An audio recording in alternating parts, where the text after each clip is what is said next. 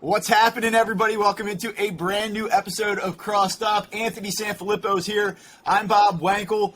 And listen, man, this is kind of a weird episode that we're diving into today because the Phillies just lost their best player. As we record, we don't know for how long. Is it going to be 4 weeks, 6 weeks, 8 weeks, the season? That remains to be seen. But the Phillies are coming off of a 7-4 road trip, capped by a 3 out of 4 in San Diego, 4 games over 500. And so while there's this black cloud sort of lingering over the team right now with the Harper injury, and I know it wasn't a perfect road trip, especially down in Texas, they finished strong, and they had one of their best wins of the season yesterday. It wasn't one of the dramatic ones, it wasn't one of the crazy walk-off ones, but it was a really solid team win.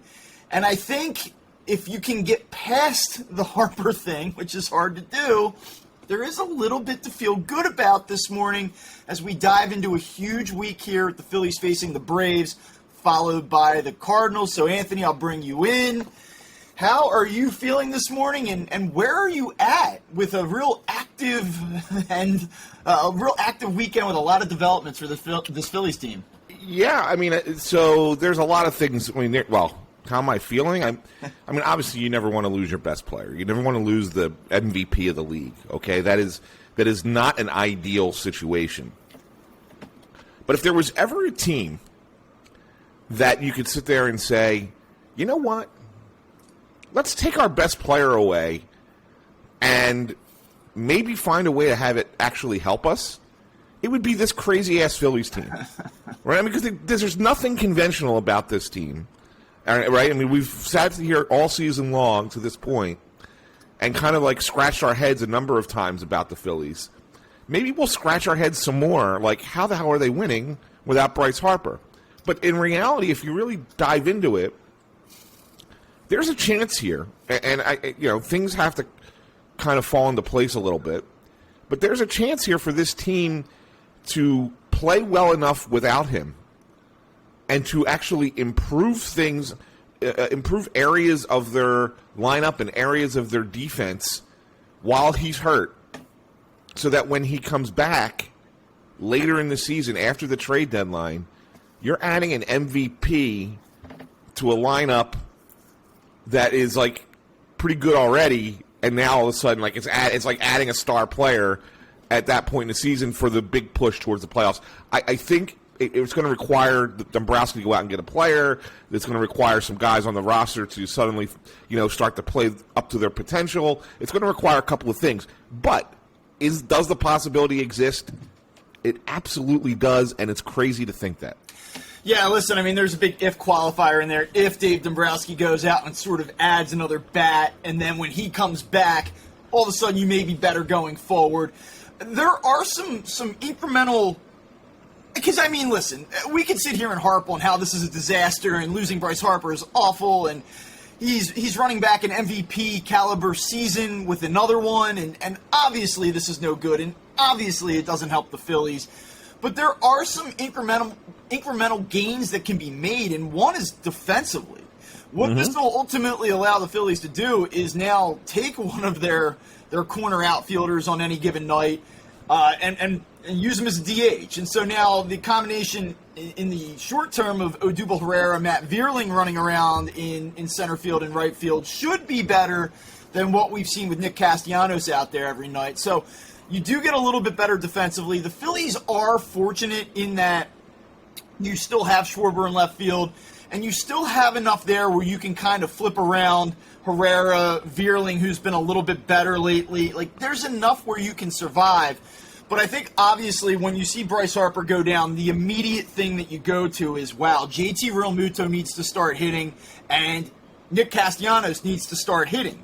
Now, yesterday was a good start for Castellanos. He gets 4 hits, all singles, but you're still waiting to see him drive the ball. And so I don't know how you watched yesterday's game. He obviously had a nice day at the plate. It was encouraging just to see him, turn in some production, but I'm still waiting to see the ball driven into the gap with some authority, and until I see that, I can't be super bullish on him. So my hope here is that you get him off his feet, you get him some confidence where he's not out there making defensive mistakes on a nightly basis or 3-4 times a week. And maybe maybe that sparks something. There's just such a track record there with that guy that I just refuse to believe that he's just a slap hitter at this point, even though that's sort of how he's playing right now.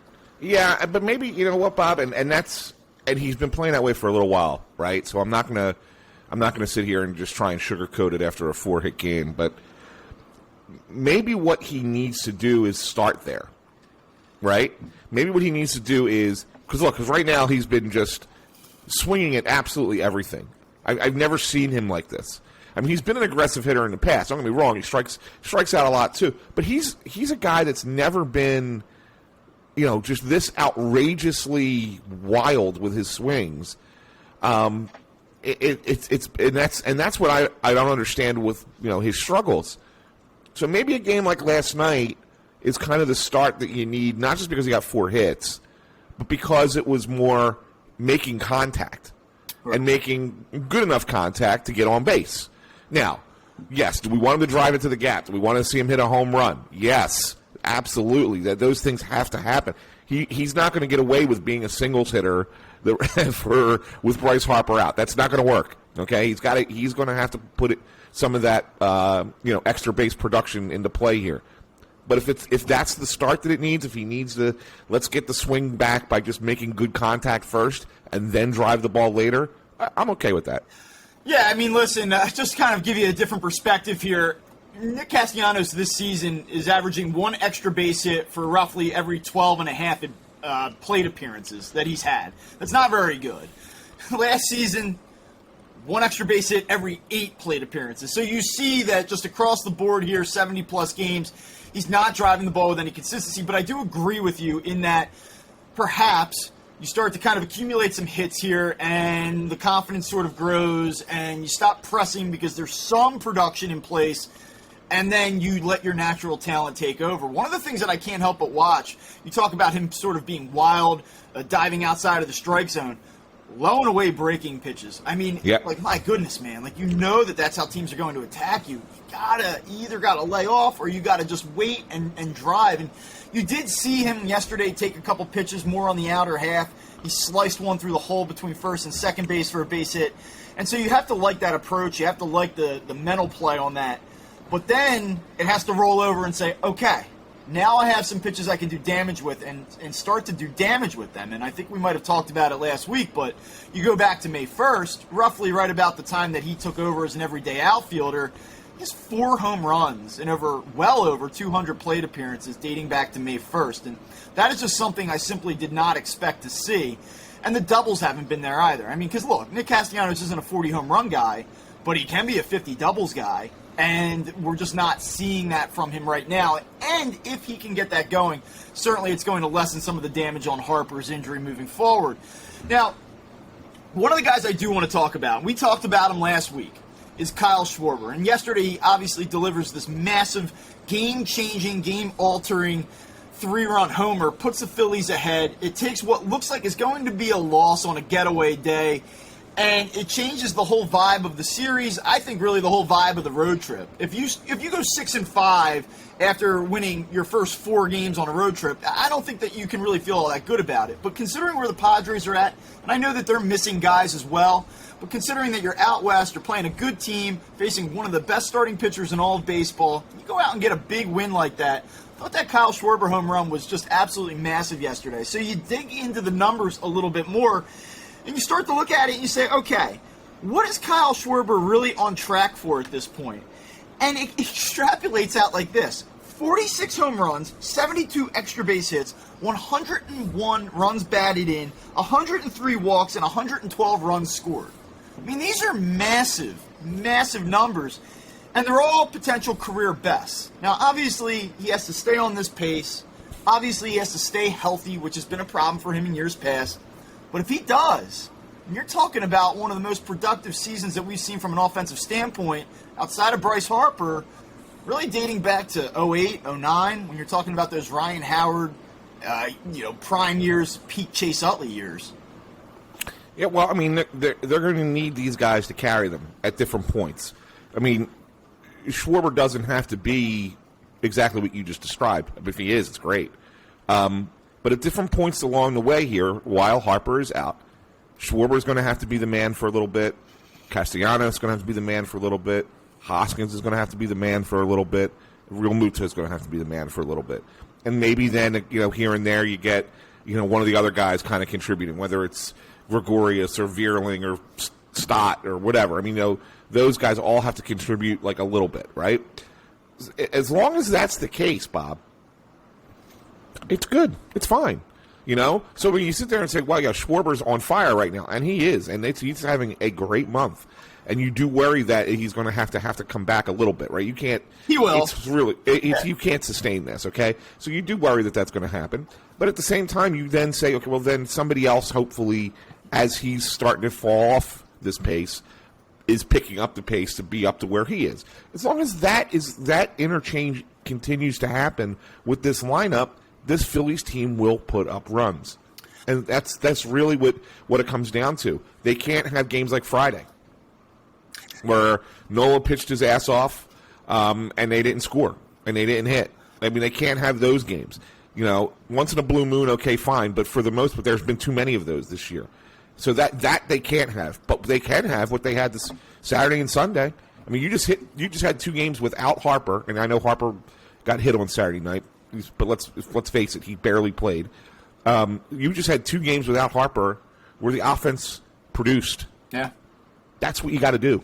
Yeah, I think you can feel pretty good about that. It's interesting that you bring up the Aaron Nola point because I want to talk about JT Realmuto again because, again, right, like everybody's looking at this and saying if Bryce Harper's out, they need these big money guys to step up, and we can have a conversation about him in a few minutes. But I do think it's interesting that you point out on Friday night they kind of waste just an absolutely outstanding performance by Aaron Nola.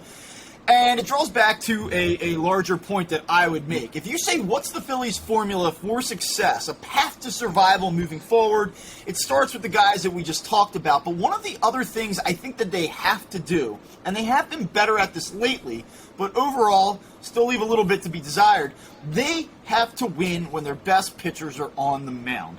And when they get outstanding starting pitching performances from guys like Zach Wheeler and Aaron Nola, they have to capitalize on those performances. And so if you look at it and step back for the whole year, Zach Wheeler, Aaron Nola, 28 starts this season. The Phillies are 13 and 15 when those 2 guys start.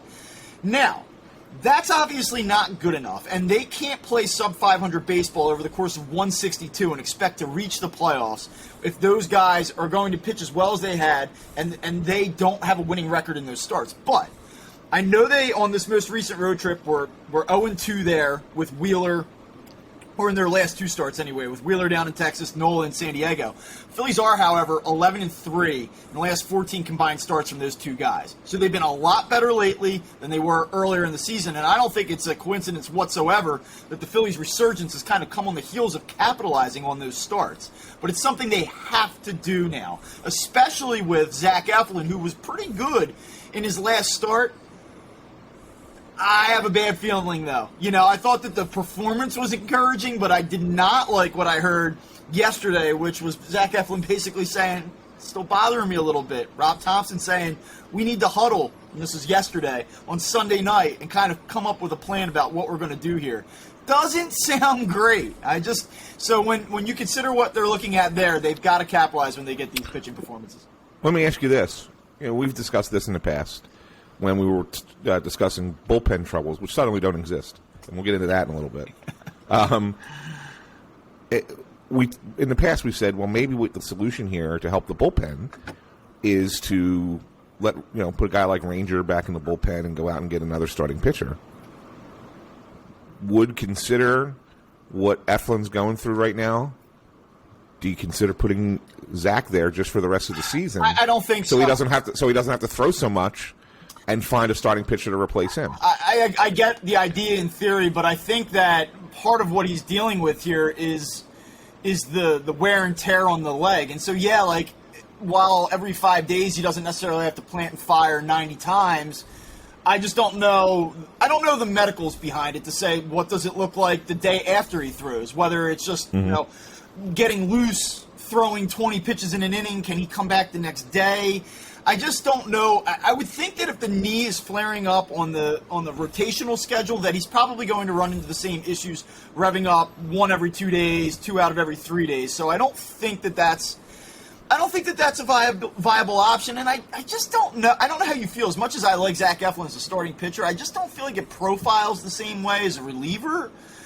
But the Phillies are going to have to get creative, and I kind of like where your head's at and throwing the suggestion out. I don't mean to dunk on it and say, no, absolutely not. Yeah, no, I hear you. But I just think that they're going to have to do something. And you talked about it at the beginning of the show. Maybe they go out and get another outfield bat, another bat to replace Harper in the interim until he gets back. And I think that that's one thing that they can do, but I really think that they have to. And I know that we've talked about this numerous times over the last few weeks, and I don't want to sound like a broken record, but I really believe, and nobody's talking about this, they have to go out and get another starting pitcher. They just do, for this exact reason. And, if it's a situation where all 5 of the guys that they currently have stay healthy, great. But I think that you might need that flexibility with Suarez down the line. I don't know how much you trust Kyle Gibson. I just think they need another arm here that can come up and be a number 5 type starter. I just think it's a priority for them. Yeah, no, there's no doubt about it. And, if you look at Dombrowski's track record as a general manager, this is what he usually does at the trade deadline. He usually goes out and tries to get a big arm.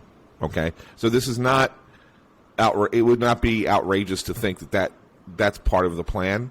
I just wonder, I really do, Bob, I just wonder how much he feels he needs to ramp this up. In other words, does he need to start getting active earlier than the deadline? I think or can he wait until August 2nd to really do these things? Like, can you get by for 5 weeks with the situation that you have? And I don't know that you can. I don't know that you can either. I think that the Phillies are going to stay in this. So everyone on Saturday night, and I get it. I mean, listen, I'm watching it. I look up and I see it and I go, you know what I said? I said, oh shit, which is exactly what Michael Bourne said on air. Yeah. I said this is going to be bad, and they're in a lot of trouble now, and they're screwed. And then you kind of take a deep breath and you say they're not screwed, and they're probably going to. I think they're going to hang around in this thing, but I do think that while they need guys from the inside on the current 40-man to obviously step up, put my air quotes together, step up, I think they're going to need some fortifications outside of what they currently have, and I think they need them sooner rather than later. Now, whether that's another bullpen piece, I get that the Phillies bullpen's been really good the last 5 days. They still need help.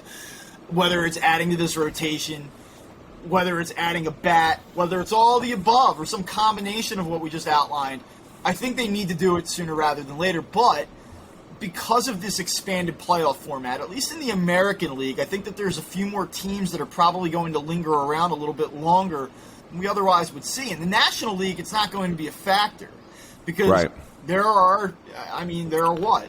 6 spots? And 8 teams. 8 teams, and then the other whatever, remaining 7, I guess it is, they have no shot. Yeah.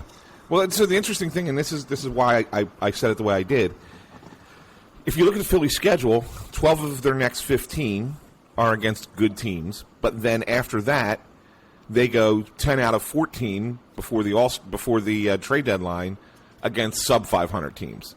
So does Dombrowski feel like he can tread water for 15 games with the current roster and then say, okay, now we play some bad teams, so maybe we can even we can get to the deadline? Or do you worry about these next 15 games and say, this is the most crucial part of the year for us right now, considering the situation we're in? Obviously you probably would have said that if Harper were healthy and Eflin were healthy.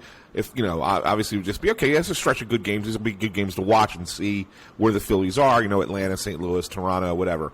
But at the same time, do you now look at it and say, well, this is a little bit more of a dire situation because of our roster, and we need to win. We got to make sure we're in a good spot coming out of these games, so let's go get the players now. Or can we survive this and then still wait till the deadline and maybe, not have to pay as big a price?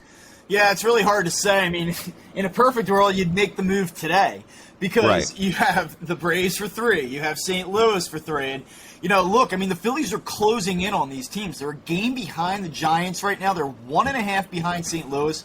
They're 3 behind the Braves, right? 3 behind the Braves. I mean, they're in striking distance of these teams, and if they have a really good 6-game stretch here coming up through the end of this week, they could find themselves on the 4th of July holding one of these playoff spots. I mean, Yeah. that's how they're knocking on the door right now.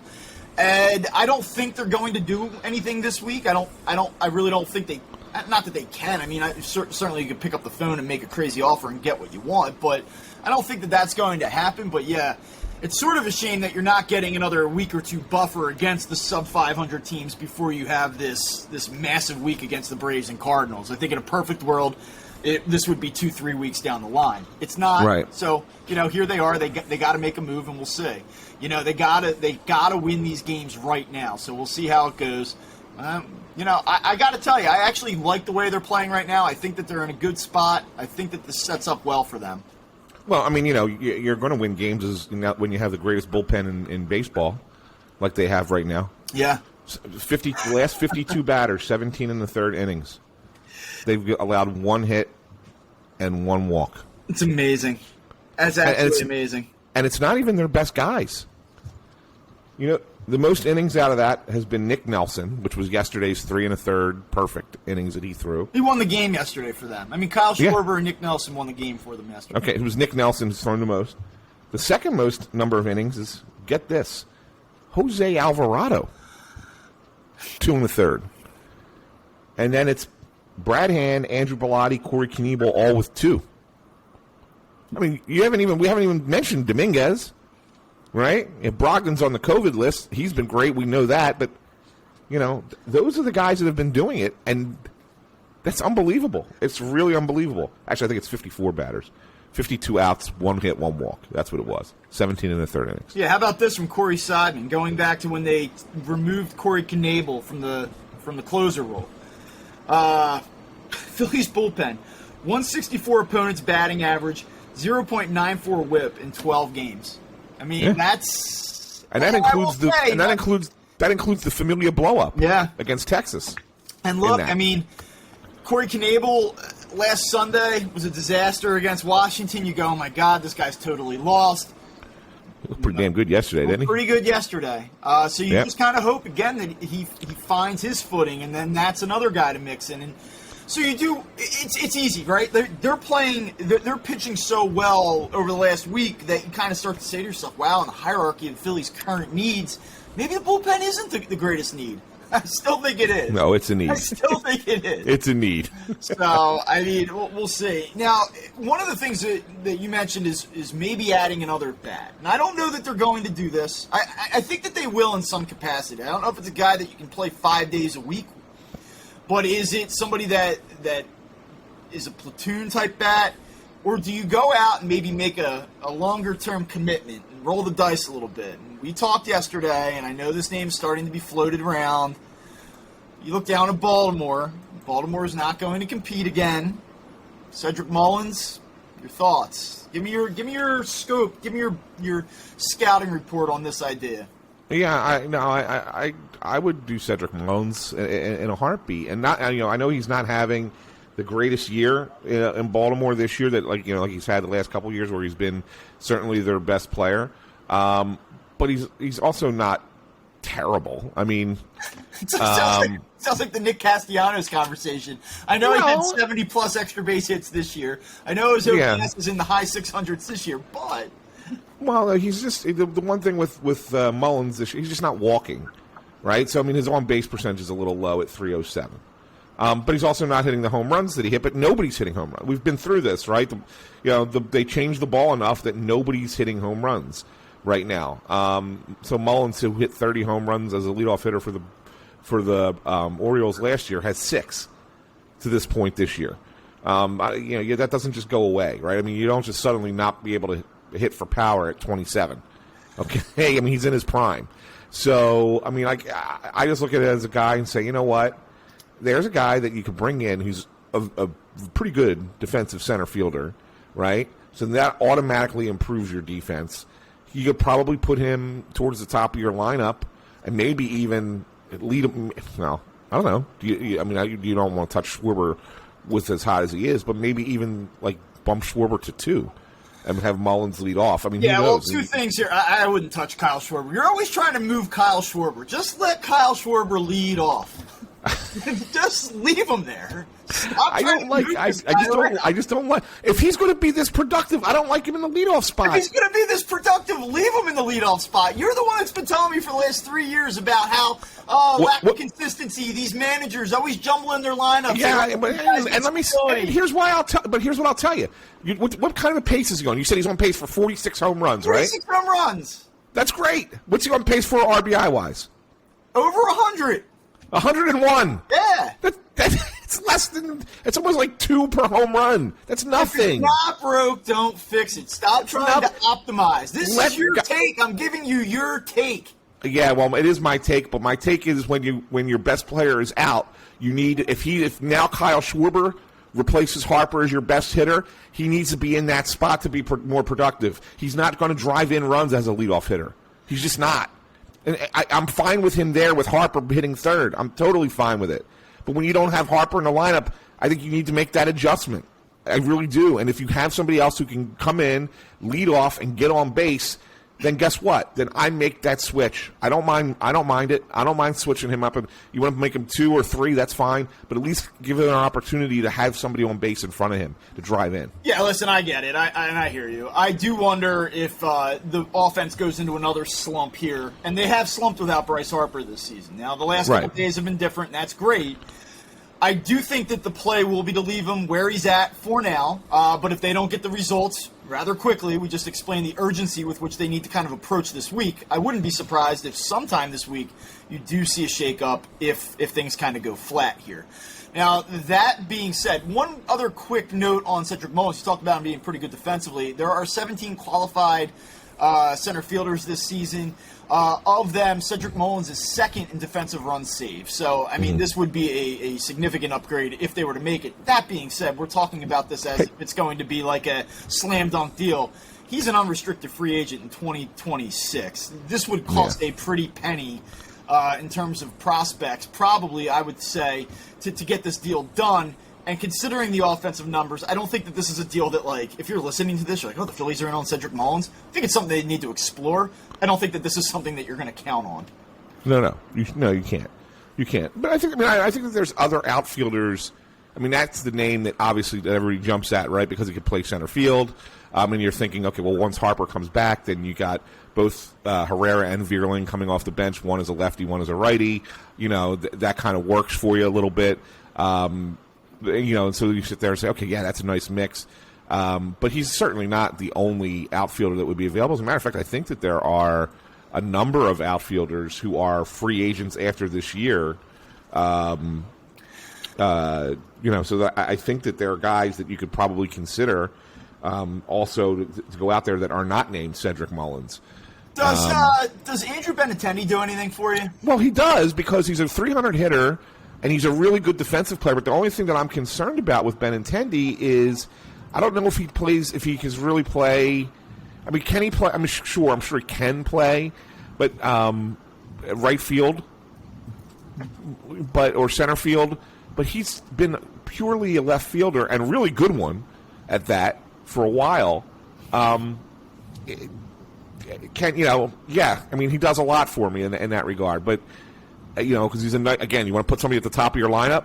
Hello, right? There's a guy that you could put at the top and not be disappointed about. How do you feel? I mean, he's not having a good year, but it may be Whit Merrifield. I mean, he could play out there.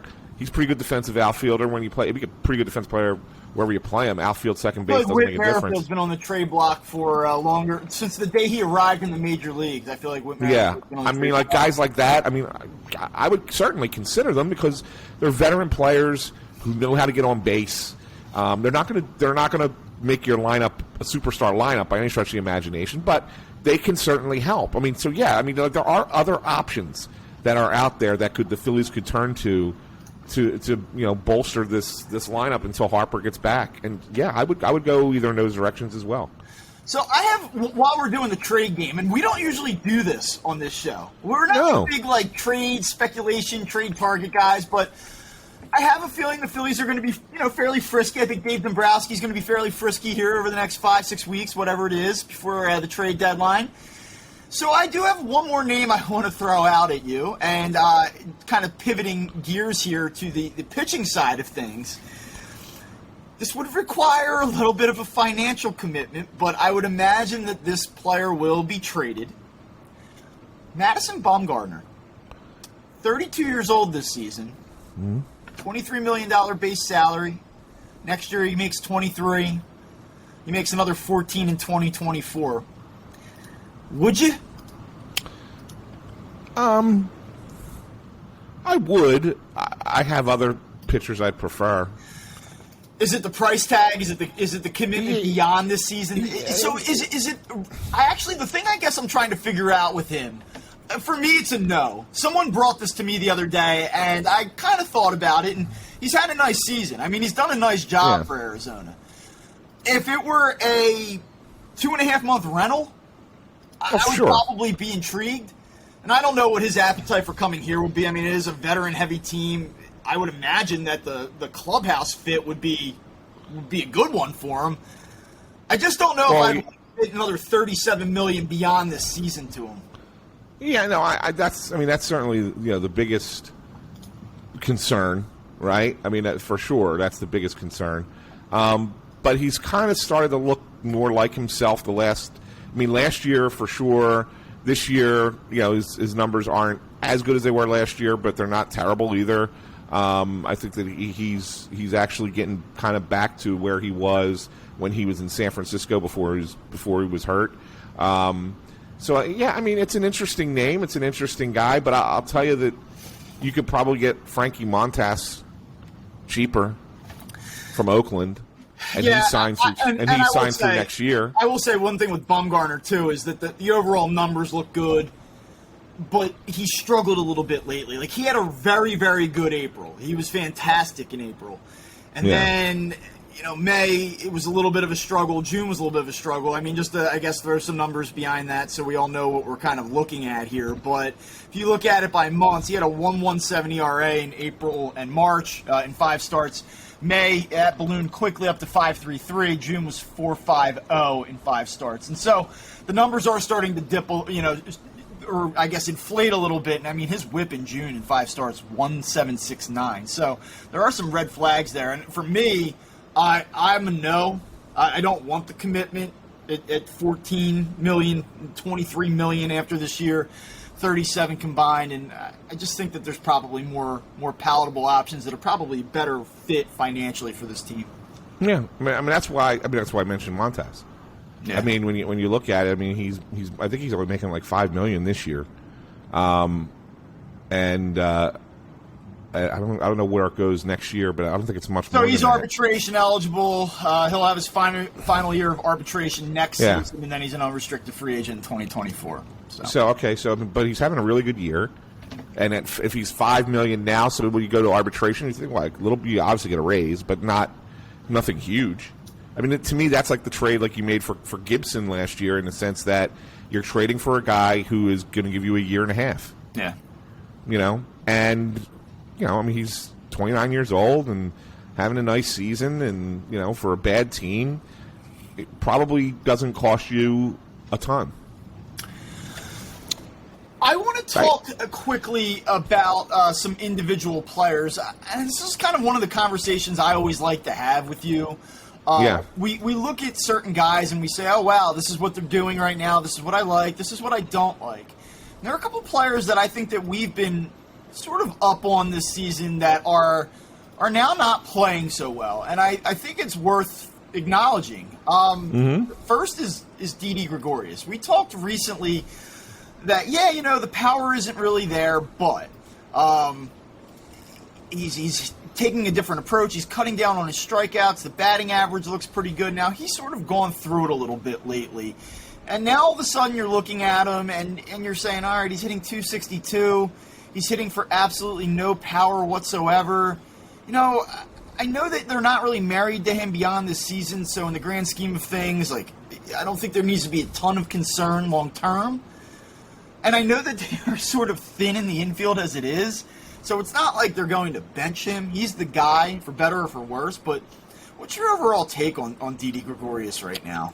Yeah, I'm the same way with you, Bob. I mean, I was a little surprised that that he's kind of come off of what he was doing. Like, his approach was better. And like I said, I was cool with going with that, he's towards the bottom of the lineup, and, if you're going to be a guy who's going to start hitting the other way after being a pull hitter for so long, and, really kind of, forcing teams to not be able to shift you so much, and then have a few more options when you come to the plate as far as, where to hit the ball. You can turn on a pitch that's inside, or you can spray the ball the other way on a pitch on the outer half. I was totally cool with that when you're batting DD seventh, right? I mean, that's all right. That's fine. I don't care that he's not hitting home runs when he's hitting seventh in the lineup. But now they need him to do more. He batted cleanup last night, and you laugh, but I mean, he did. It's where they had him. I mean, if you're going to try and rely on this guy to make up a little bit of the slack lost from Harper, then yeah, you need to see more. You definitely need to see more. And if it's not there, then I don't know how much longer you can go with him. I really don't. That's a little bit of a concern for me. I'll tell you what else is a little bit of a concern. So we noted it before. You look online, radio, everybody's talking about Real Muto Castellanos. Another guy that really kind of needs to get going for this team, and quickly, and he's capable of it because we've seen him do this. But Odubel Herrera, who we've been, I don't want to say quick to defend or anything like that. I think that always comes with this disclaimer that, we don't really like him, but, he's done a nice job, and he deserves to play over Mickey Moniak, and I've always kind of held firm on that.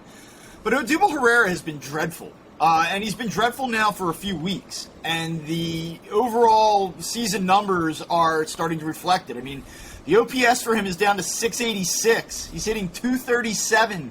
He's now kind of trending significantly under his career averages. His last 28 days, he's hitting 186 with a 526 OPS. He's 11 for his last 59, and he only has 2 extra base hits during that stretch.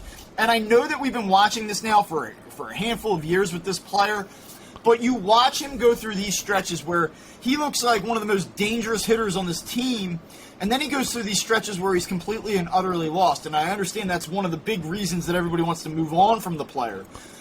That being said, they need him. They need him the way that this roster is currently set up. If they don't go out and make that addition that we've been talking about, adding that bat, they need Odubel Herrera to give them some pop from the left side.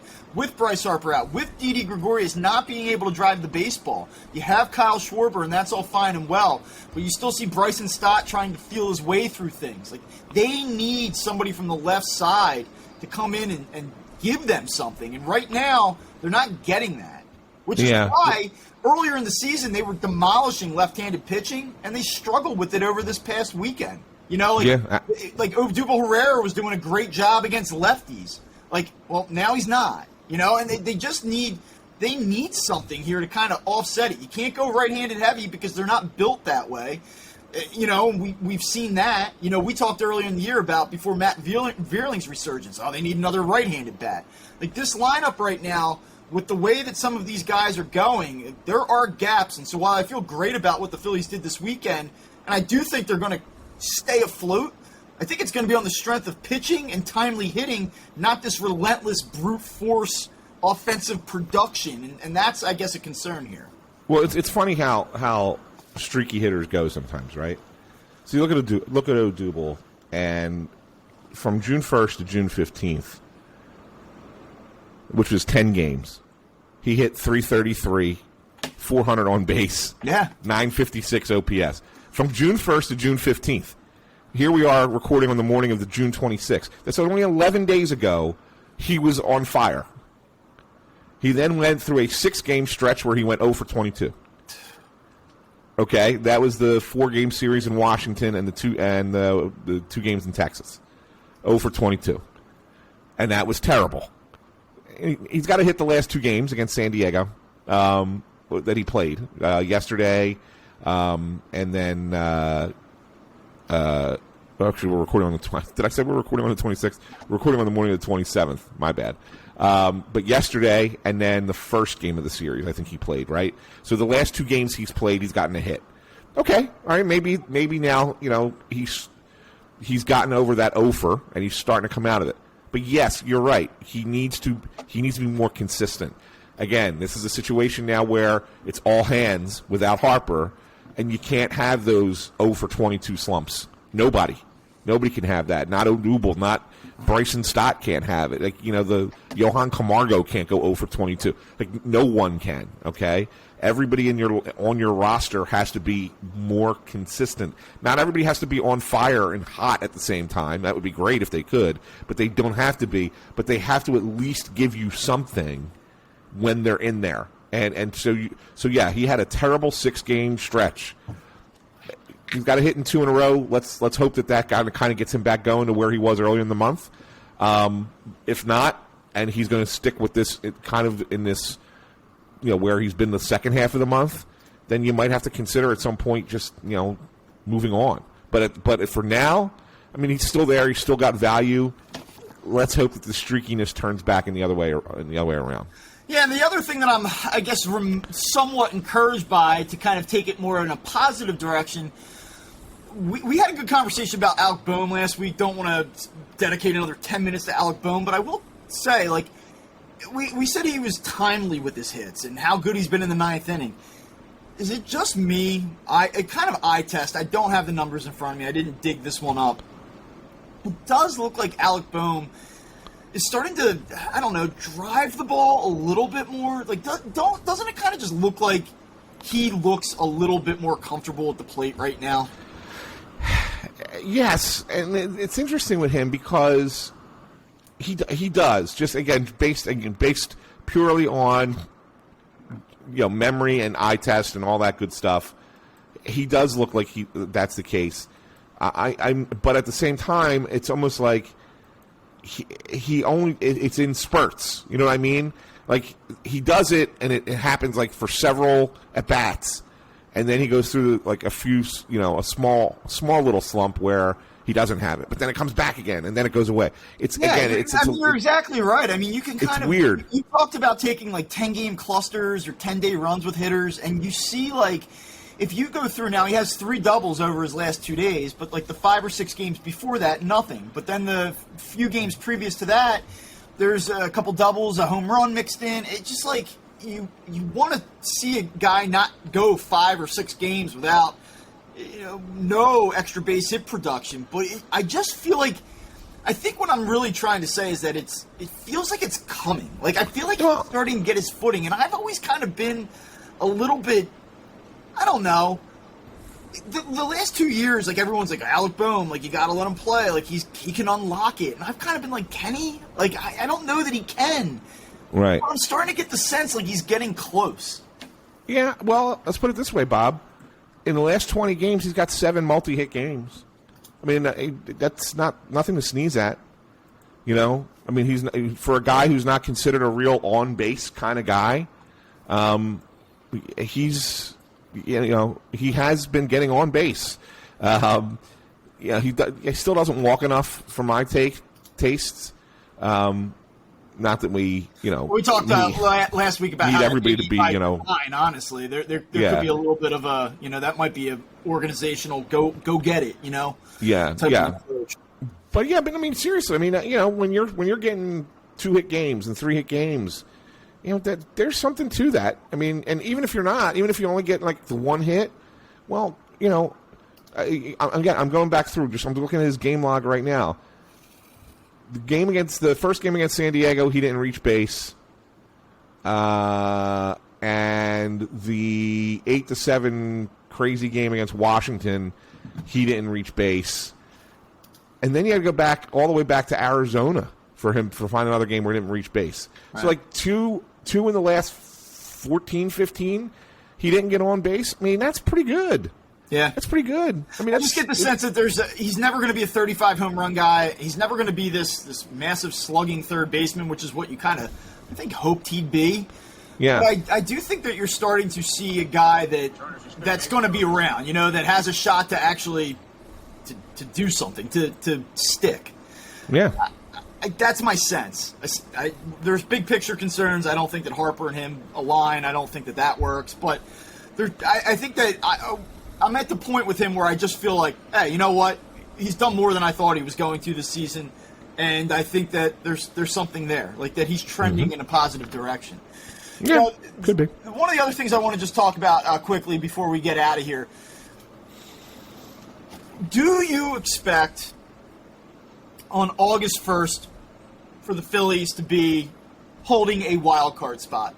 Do you expect for this team over the next little bit more than a month to make that move, to cut down those 2 or 3 games on a couple of these teams and be holding a wild card spot right before the trade deadline? So, okay, so I mentioned 12 of the next 15 are against winning teams, and then 10 of the following 14 are against losing teams. So basically it's 14 against winning teams, 13 against losing teams in the next 27 games. That gets you to the trade deadline, 27 games. So if you look at the 14 games against the winning teams, go 500, 7-7, and then look at the 13 games against losing teams, and you want to be better than that, right? So let's say 9-4. Is that fair? Right? So if you're 16-11 in your next 27 games, you are 9 games over 500 going into the trade deadline, you probably are in a playoff spot. Yeah. That's how I look at it. I mean, it's we're not asking for the world here, right? I mean, we're saying 16-11. Is that doable? It certainly is. I mean, I know you said, well, is it doable without Harper? Well, yeah, it is. I mean, look at the teams you're playing. Yes, it is. It's certainly doable. So, yeah, tread water against St. Louis, Atlanta, Toronto, and then have a winning record against Washington, Miami, the Cubs, and Pittsburgh. You know, I'll say this. Just look at this series against the Braves, and we talk about how important this week is. You get Charlie Morton versus Zach Wheeler to open things up. We're talking about baseball at the end of June, and so I'm never going to use the word must win. But the Phillies need this series this week, right? Like, if they want to kind of stay within arm's length of the Braves, who have been outstanding, I think that this is a series they have to have at home. And I feel like that they left something on the table when they were down in Atlanta for that 4-game series, and I think they probably feel like that as well. I think that's part of the reason Joe Girardi's no longer here. So you have to kind of go out and get that opener. And then you have Suarez and Kyle Wright on Wednesday night, and you have Ian Anderson, who's been whatever this season, versus Aaron Nola. But with Wheeler starting the series, Nola at the back end of it, and then I think kind of a 50-50 game in between, you better find a way to come out of that series 2 out of 3. And then you're hosting the Cardinals, who, we've talked about it, we understand they kind of have that voodoo magic thing going on this year, but that's not a world beater of a team. You're at home. You're going to have Wheeler pitching that Sunday night national game to close out this little 6-game stretch here. Find a way to take 2 out of 3 against the St. Louis team, because you have to play them again in July, and I do think it's going to be difficult to win a series against that team out there, especially sans Harper. This is an opportunity for the Phillies to play 2 really good teams this week at home, go 4-2, and kind of say, hey, you know what? Like, if we're talking next Monday, well, we won't talk next Monday because it's the 4th of July, but we wake up on July 5th, and the Phillies are 6 games over 500, coming off a winning 6-game stretch against these 2 opponents. I think all of a sudden you really start to say, there's something here. There's something here. I think this is a real big belief week for this team. Yeah, I agree with you, and I think that the way things line up, pitching-wise, I think it does favor the Phillies to do that, just what you suggested. It's really going to be incumbent upon the lineup. It really is. I mean, it's really going to be incumbent upon the lineup to remain consistent, and they don't have to be 13 hits a game like they did yesterday, missing Wilder, missing Harper. But they do have to be productive. They have to take advantage of that. When you get guys in scoring position, you got to score them. You got to get them home. And if that means getting a little bit more creative, if it means every once in a while doing something that, going back to the olden days, right? Let's if it means moving a runner along, hit behind the runner or bunt, for heaven forbid, or, something along, steal a base, things like that. If it means you have to do that every once in a while, too, to kind of jumpstart the offense, then by all means, go ahead and do it. All right, well, hit me with one last thing, and let's close this thing down. How do we not do one last thing about the brawl? I mean, come on, Bob. That, to me, was one of the... So, I know. Here we go. This is unwritten rules, right? We love the unwritten rules. But, man, if you're a manager... Now, think about it for a second, okay? You're the Angels manager. You're Phil Nevin, who's an interim manager, by the way. And you got the Mariners throwing at the heads of Mike Trout and Shohei Ohtani on Saturday night what the hell do you think you need to do to get your team fired up and ready to play and kind of bring that locker room together and maybe, try and write your season on Sunday against that same team? Don't you have to throw at them? Don't you have to? And the fact of the matter is, look, I know that the first one the kid misses behind Rodriguez's head, like, just because it was awful. It was like a really terrible pitch. But at least when he hits Jesse Winker, he hits him in the hip. Like, it's not like he threw at his head. And Jesse Winker's a veteran. He should know better than he should just take the hit. All right, I got beamed. Let me go down to first base. But no, he starts chirping with the dugout and being the tough guy, and it sets off this huge melee. Which, don't get me wrong, it's one of the better brawls in baseball that you'll see. It was an old school brawl. It was a throwback brawl. 8 total ejections, 6 players. Anthony Rendon showing signs of life. That's the biggest contribution Anthony Rendon's made to the Angels in 3 years. From left to Winker. And then you got the what was it, seeds tossed out onto the field. That was chaos. And then the double bird to the crowd. Double bird to the crowd. It was entertainment, man. It was awesome, and so it's why I sit here and be like, hey, look, if this sets stuff, look, you don't need these all the time. Like, no one says you need a brawl every game or even every other game. I mean, if you get 4 a year, that's fine. But the fact of the matter is that I have zero problem with what Nevin did yesterday. It was great entertainment. That Angels team is better than they've played, certainly, over the last month plus. That's an opportunity for that team to kind of find itself. Maybe that is a rallying point. I know that stuff kind of comes across as corny and cliche, but listen, over 162, especially when things aren't going well for a team, you need moments, you need things like that to kind of send a jolt through a clubhouse. And whether or not you want to acknowledge it or not, players will tell you that incidents like that can sort of have that galvanizing effect to it. And so I don't really have an issue with it at all, to be honest with you. Attaboy. Yeah. Attaboy. Yeah, you got me on that one. Where you wouldn't get me, though, is like Blake Snell breaks Bryce Harper's thumb. Bryce Harper's obviously upset in the moment. They've known each other forever. Harper's yelling at him. Then he's like, I know, I'm mad. You just got to, why the fuck, Yeah, exactly. I saw a lot of people saying, like, next one, you got to go right at Cronenworth's chin, No. That's not the same thing. Obviously, Snell was not intentionally trying to hit Harper there. Yeah. And then Harper came out and said, I guess, I don't know if he said it or whoever said they texted him, and told him, don't change, keep pitching inside, like that. Obviously that's not an intentional thing. But what the Mariners were doing, you'd mean to tell that really looked intentional, high and hard to both Trout and Ohtani. I mean, it's not like you're high and hard to the 2 best players on that team. You watch it enough, and sometimes you know when it's intentional, and you don't. And even when you'll never know for sure, you just got a vibe. There's no way the Harper one was intentional. But what happened between the Mariners and Angels? Go ahead, guys. Figure it out on the field. I love it. It was great stuff. It was great theater. All right, well, we will be back later this week after this Braves series. This is a massive series for the Phillies, not only in terms of the standings and trying to stay within reach of Atlanta. The Phillies do have an opportunity, 3 really good games here to even things up, which would be quite something considering the stretch that the Braves, too, have been on.